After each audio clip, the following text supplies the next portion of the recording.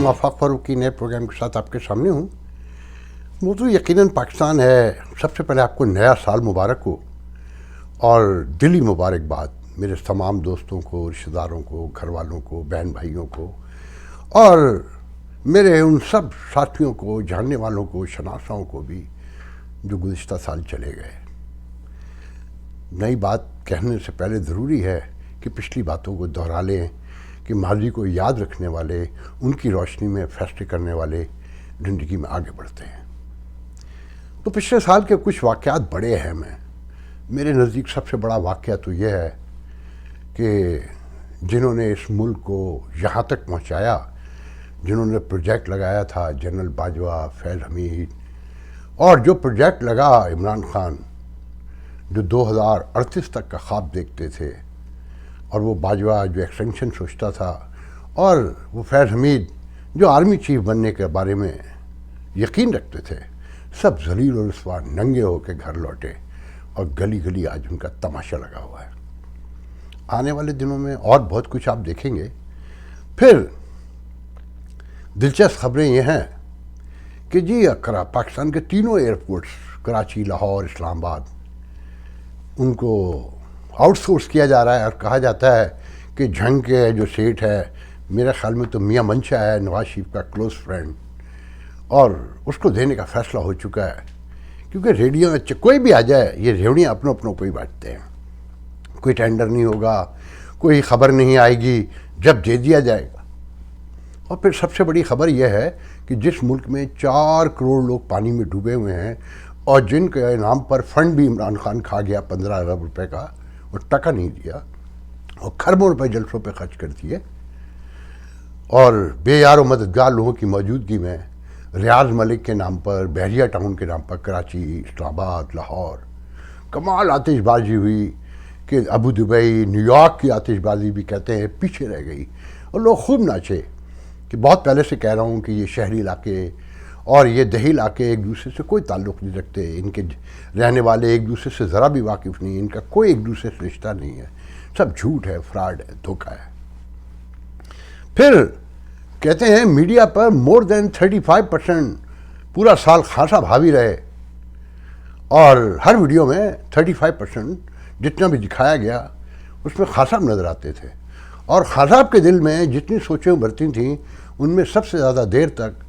اور جو شک کا اظہار کرتے تھے، جس کے بارے میں غور کرتے تھے، وہ حسین قاری تھا۔ اور سال کا آخری تھپڑ ہمارے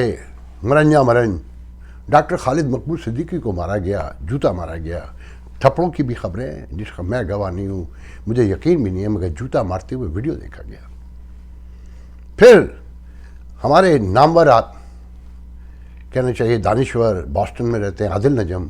وہ کہتے ہیں بڑا منحوس سال تھا یہ 2022،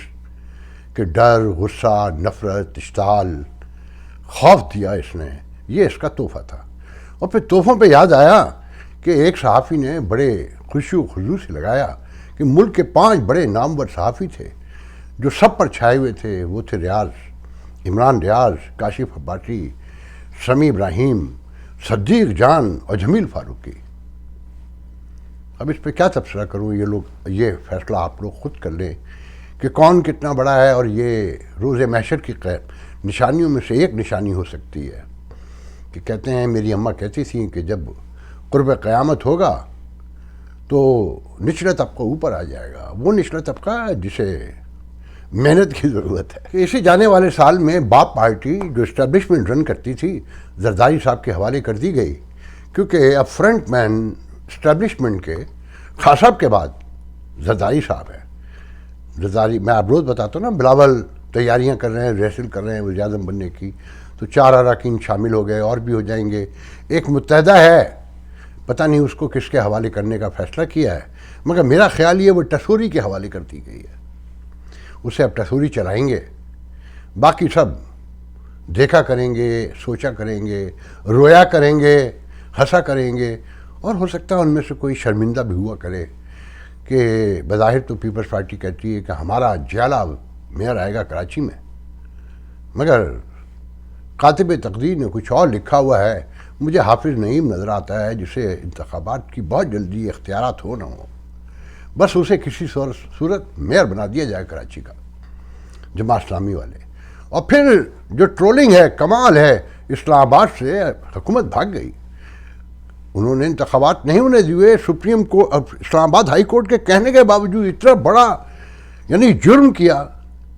مگر یہ کہنے والے ذرا بھی ذکر نہیں کرتے کہ پنجاب میں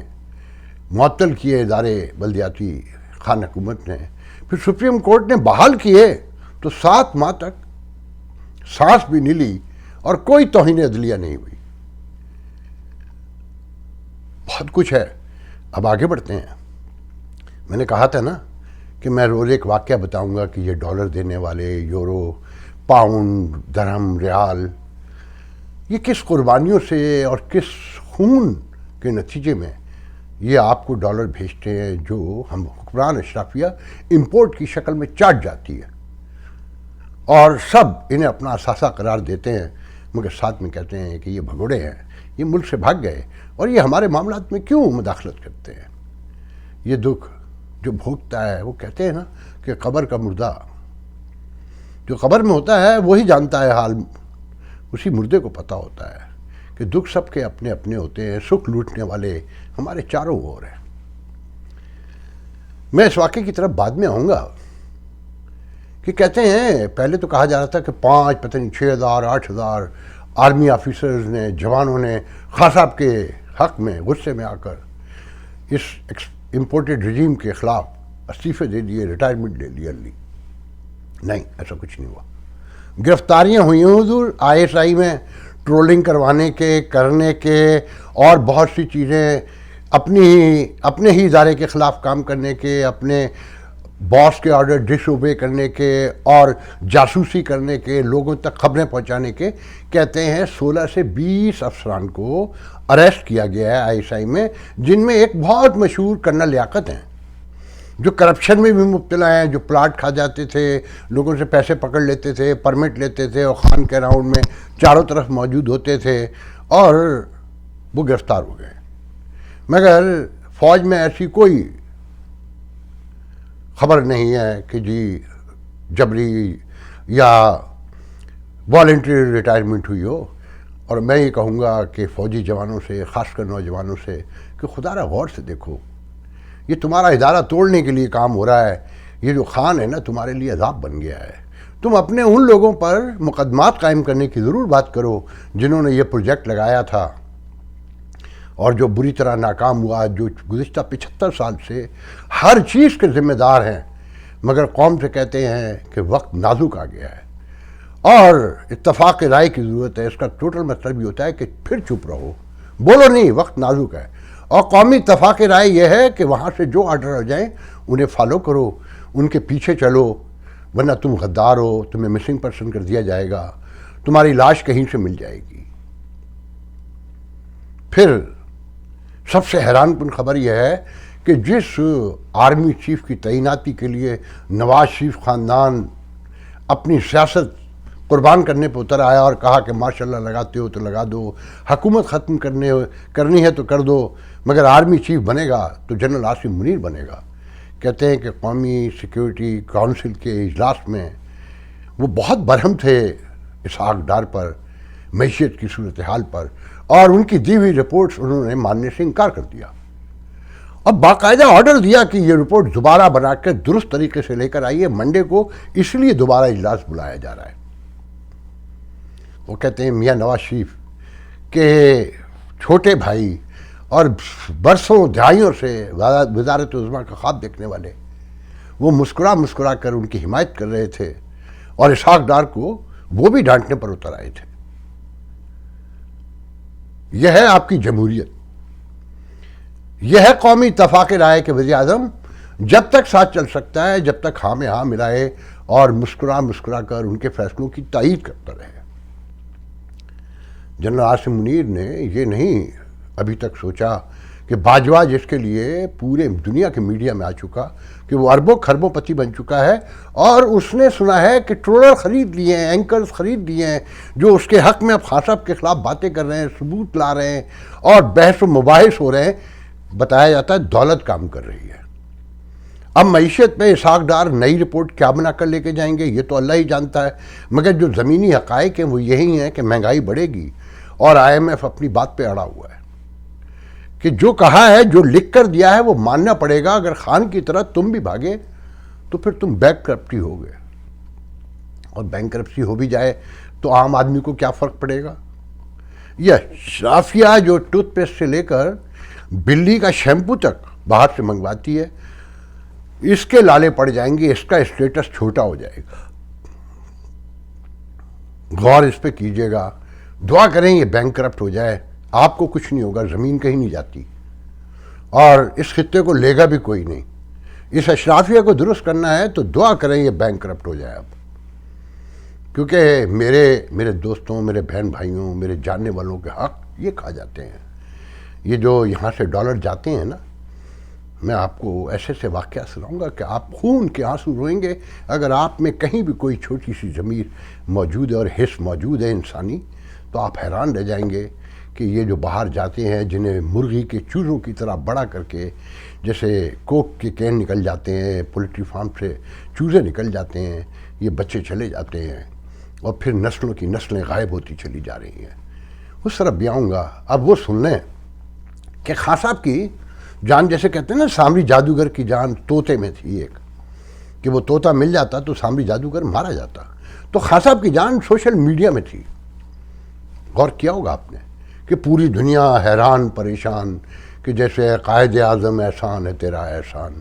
تو یہ سوشل میڈیا عمران خان کی جان تھا، روح تھا، سول تھا، اس کی بنیاد پر اس کی مقبولیت قائم تھی، اور اس کا جھوٹ پرویل کرتا تھا، اور وہ چھایا ہوا تھا کہ اس کا کوئی مقابلہ نہیں تھا کسی کے پاس، نہ مسلم لیگ کے پاس، نہ پیپلز پارٹی کے پاس، نہ MKM کے، نہ ANP کے، نہ جماعت اسلامی کے، کسی کے پاس نہیں تھا۔ اور وہ جو چاہتا تھا، جو جیسا چاہتا تھا منظر بنا دیتا تھا، اور پھر پروفیشنل میڈیا بھی اس کے پیچھے، الیکٹرانک پرنٹ سب میڈیا اس کے پیچھے تھا، اس کے ٹرولر کی بنیاد پہ۔ کہتے تھے نا کہ ٹرولر آرمی ہے۔ اب بتایا جاتا ہے کہ انہیں 90% مونس الہی نے، جو خان کا بظاہر دم بھرتا ہے مگر وہ پرانا سیاسی خاندان ہے، وہ مکاروں عیاروں جو ہر اسٹیبلشمنٹ کے ساتھ جڑے رہے ہیں، ان کے خانوادے سے تعلق رکھتا ہے، اس نے خان صاحب کی سوشل میڈیا ٹیم کو توڑ دیا ہے، اور ٹوٹ پھوٹ کا شکار ہے۔ انہیں کھانا دیا، بلایا، اور اپنے 10 سیکریٹری بلوائے، اور کہا کہ ان میں سے کوئی، کہتے ہیں کہ اس کو کوئی ایک ہیڈ کرتا ہے، مشوانی نام ہے اس کا، اور ایک ڈاکٹر خالد ارسلان، دونوں موجود تھے،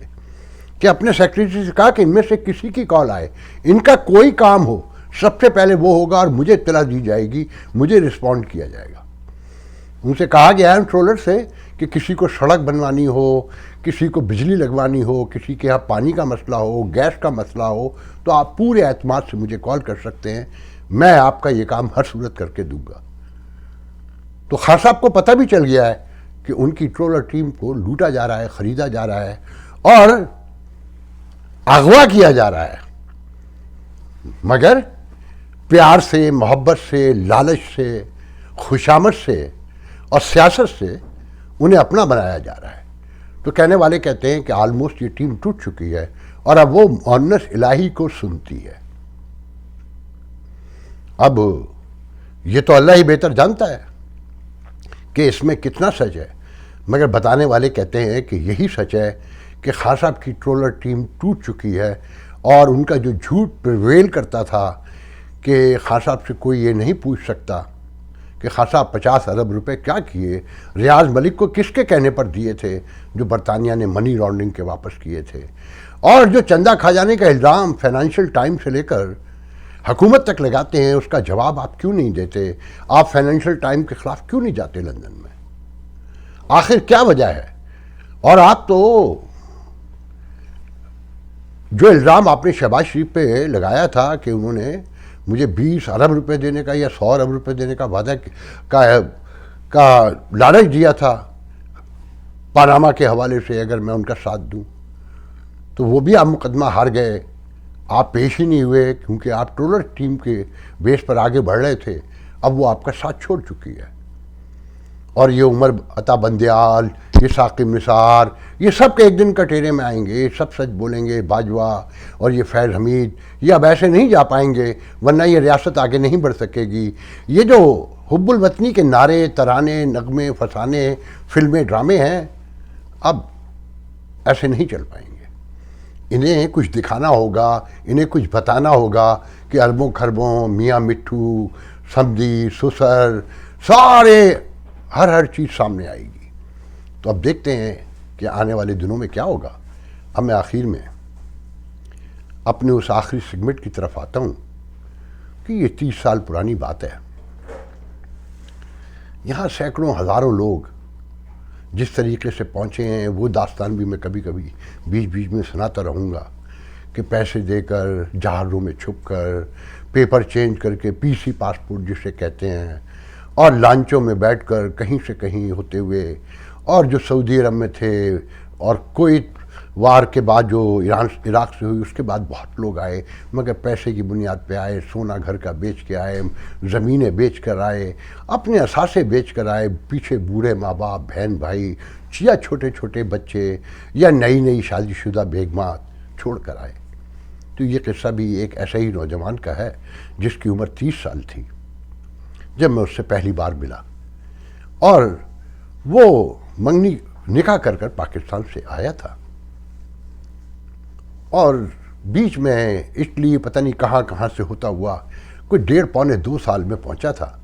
تو 2 سال تو ویسے ہی ہو چکے تھے۔ پھر جن کے ساتھ رہتا تھا، جن کے اپارٹمنٹ میں، وہ ایک امریکن پاکستانی فیملی تھی، تو انہوں نے اپنا ایک کمرہ ان کو دیا ہوا تھا۔ فیملی سے مطلب وہ ماں باپ کے ساتھ رہتا تھا لڑکا۔ تو پیچھے پتہ نہیں کوئی جان پہچان تھی یا جو بھی ہو، مگر یہ ایک بہت کامن ہے کہ لوگ اپنے گھر میں اپنی اکانومی کو بیٹر کرنے کے لیے اگر روم وغیرہ خالی ہو تو دے دیتے ہیں کہ پیچھے سے دروازہ اگر پیچھے ہے بھی تو ٹھیک ہے، نہیں تو سامنے سے بھی نکل جائے تو کوئی بات نہیں۔ تو وہ نوجوان 12 گھنٹے جاب کرتا تھا، 3 سے 4 گھنٹے باہر گھومتا تھا کہ کہیں سے فری کی کال کرنے کو مل جائے۔ اس زمانے میں $3.20 پر منٹ امریکہ سے پاکستان کی کال تھی، اور کبھی کبھی ٹائم بھی بہت لگ جاتا تھا ملنے میں۔ تو بہت سارے امریکن پاکستانیوں کو، کینیڈین کو، یورپین کو بھی پتہ ہوگا کہ کچھ بوتھ باہر جو پبلک بوتھ ہوا کرتے تھے، ان سے کوئی کوڈ مل جایا کرتا تھا تو فری کال بھی ہو جاتی تھی۔ وہ ایک پوری فراڈ جسے کہتے ہیں، کافی عرصے چلا۔ تو وہ کبھی سردی میں، گرمی میں، پانی میں، بارش میں 1.5-2 گھنٹے لائن میں بھی کھڑے ہیں کہ ایک ہٹے گا تو دوسرا لگے گا، دوسرا ہٹے گا تو تیسرا لگے گا، کہ اپنے پیاروں سے بات کرنے کے لیے جو بے قراری، بے چینی ہے، یہ وہی سمجھ سکتے ہیں جنہوں نے یہ سب کچھ سہا ہے، دیکھا ہے۔ بہرحال وہ 4 سے 5 گھنٹے ٹیلی فون کے چکروں میں لگا رہتا، یا پھر سوتا تھا۔ امریکہ کہاں ہے، دنیا کہاں ہے، اور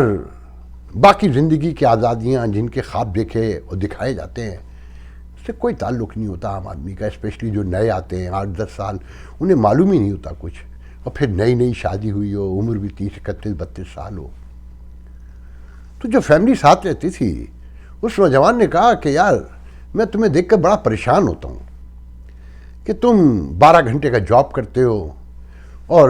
پھر تم 4-5 گھنٹے ٹیلی فون پہ لگاتے ہو، آنا جانا، تم سوتے بھی بڑی مشکل سے ہو 3-4 گھنٹے، تمہاری صحت خراب ہو جائے گی، بہتر یہ نہیں کہ تم پاکستان چلے جاؤ۔ تو اس نے کہا نہیں، پاکستان تو نہیں جا سکتا، میری 5 بہنیں ہیں، میرا ایک چھوٹا بھائی ہے، میرا باپ ہے نہیں،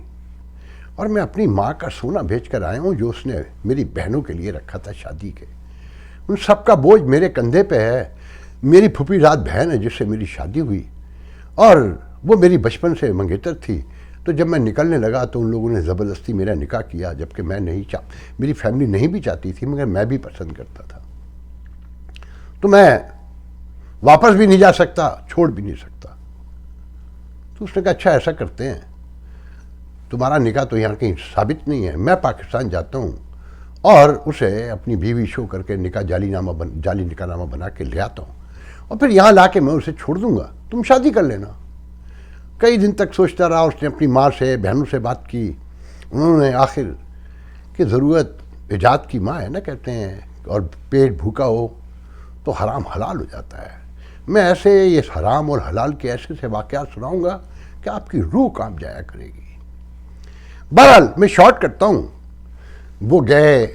وہاں جا کر انہوں نے ایک جعلی نکاح کیا، 8 ماہ کے بعد وہ لڑکی یہاں آ گئی، رہنے لگے وکیل کے 8-9 ماہ تک، کہتے کیا یقیناً پریگننٹ ہو گئی۔ جب وکیل نے ان کا کیس اپلائی کیا اور وہ سائن کرنے کا وقت آیا تو اس نے کہا نہیں، میرا نکاح تو اس سے ہوا ہے جو مجھے لے کر آیا ہے۔ آپ تصور کر سکتے ہیں کہ اس شوہر پہ کیا گزری ہوگی، اس پہ وہ لمحہ کیا ہوگا کہ کیسی کیسی قیامتیں گزری ہیں لوگوں پر۔ وکیل نے بھی سمجھایا، شوہر نے بھی سمجھایا، مگر وہ بے غیرت آدمی جو اسے لے کر آیا تھا وہ بھی مل چکا تھا، ان کے تعلقات قائم ہو چکے تھے۔